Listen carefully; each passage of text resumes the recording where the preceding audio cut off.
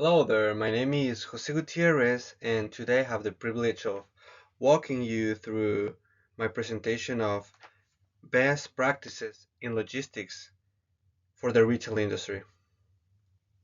Today, we'll walk through some of the most important trends and strategies shaping the way products move from businesses to customers, especially in today's fast-paced and technology-driven world.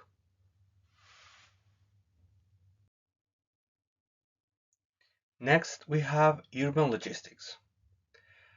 The first finding, and which makes a lot of sense for me, it was that the use of mixed-use hubs can increase significantly significantly the efficiency of businesses. And what's a mixed-use hub? This is basically one location that can be used as a retail space, as an office area, or a delivery center, all in one place. This setup makes more easy for businesses to be able to reach the last mile, to be quicker, and especially in dense cities like New York or LA. A great example of a mixed-use hub it's a pizza places. Pizza places usually um, they have their in-store service which basically you go to the pizza place and you ask for your pizza, you get your pizza right there. But they also work as a mini warehouse. They ship pizzas to where the customers are within a reasonable area or distance. But this is two businesses in one place, and this is basically how every business can achieve efficiency, having multi-purpose uses of their facilities. Next, we have the city delivery focus. This concept is basically placing your logistics center close to the urban areas or neighborhoods to reduce delivery time and traffic congestion. It wouldn't make any sense to place your your logistics center really far away from where it's needed because transportation costs and wages and time would prove to be a drawback for your business.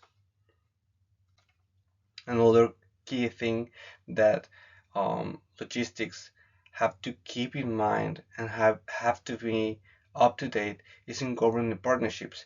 Government is constantly creating laws or deleting laws about the logistics in the big cities.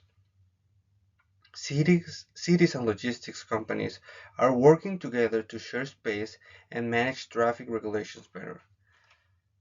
One of the key points for to keep an eye on government policies is because they can help our businesses to be efficient in traffic, in time, and that means also wages and saving money.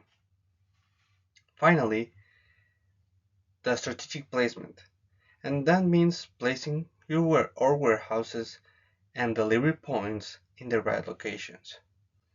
So, city delivery focus means placing your warehouse where your customers are. But strategic placement it's placing everything, warehouses and delivery points where they are needed.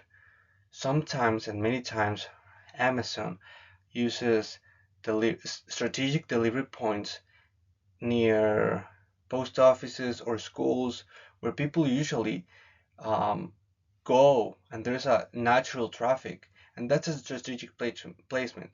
They put delivery places or lockers near those places, and in that way they save so much time, uh, so much wages and unnecessary waste. That's a strategic placement. Now let's talk about smart sustainability.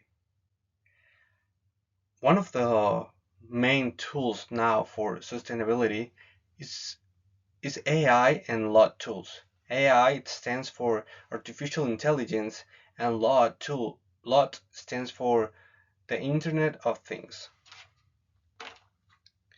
These tools help businesses to track shipments, forecast demands, and optimize routes in real time.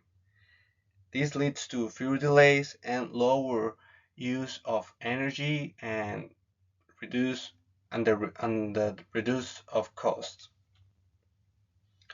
Also, sustainability tends to have a tends to promote green policies. Green policies are often supported by government in the ways of tax credits or funding for using electric trucks or even tax benefits for using energy efficient buildings. Also, sustainability looks for having lower costs. All these AI tools and green policies result in lower costs for businesses, which means savings over time, which is great for our business. And most importantly, these strategies and these tools create better resilience for our business. Companies are better prepared for the unexpected problems, like the supply chain disruptions, when they are equipped with tools like AI, when they have the support of government, and when they have lower costs. Next, we have circular logistics. This starts with the idea of reduce and reuse. Retailers try to use fewer resources and make packaging and their products reusable. This is with the end of reducing waste. Also reverse logistics.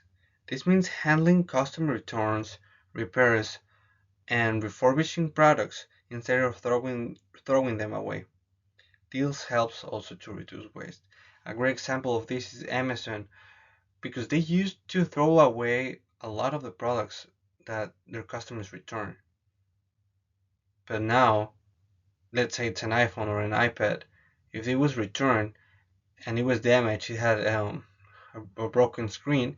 Now Amazon have their own technicians who can fix that and now sell them again as a refurbished product, which has created value where otherwise it would be zero value. It also helps to create trust with customers. People like to see companies who are being responsible and not just throwing stuff away to the trash. And all of this ends to boosted flexibility.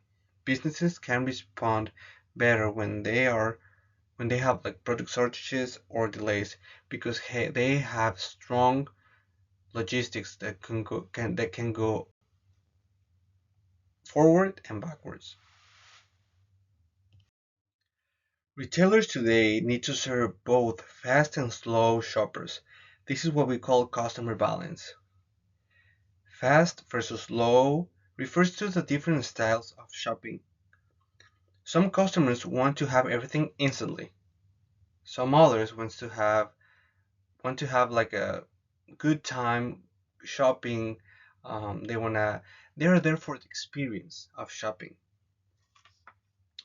Polyrhythmic models is the models that our business has to look for, which means combining both models. A great example of this is Walmart. Some people like to take time when shopping. They like to say hi to the clerk, the cashier.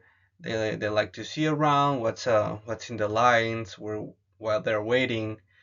But some other people, like me personally, I like to go quick. I like to get what I want, and I'll go to the self checkout line. And there's and in this way, Walmart is serving both types of customers, which in our world, which is highly competitive, we cannot allow ourselves to just serve one type. We have to have as many options as we can to serve our customers. And finally, this having this approach will help us to stay adaptable. When market trends change or new shopping behaviors emerge, our readiness to see what the market wants, to see if they want to be fast or slow, will help us to stay adaptable, which is one of the most important things for businesses to keep for the long term, to keep going on for the long term. Now let's take a brief moment to talk about the biblical view. The Bible reminds us that diligence matters. In Proverbs 21:5 says that careful planning leads to success. Also, we see the stewardship of earth or the resources we have in Genesis 21:15, where God commanded Adam to take care of the garden. Also, serving others in Philippians 2:4, where we are encouraged to think about others' needs, not just our own. And finally, working as if it were for God.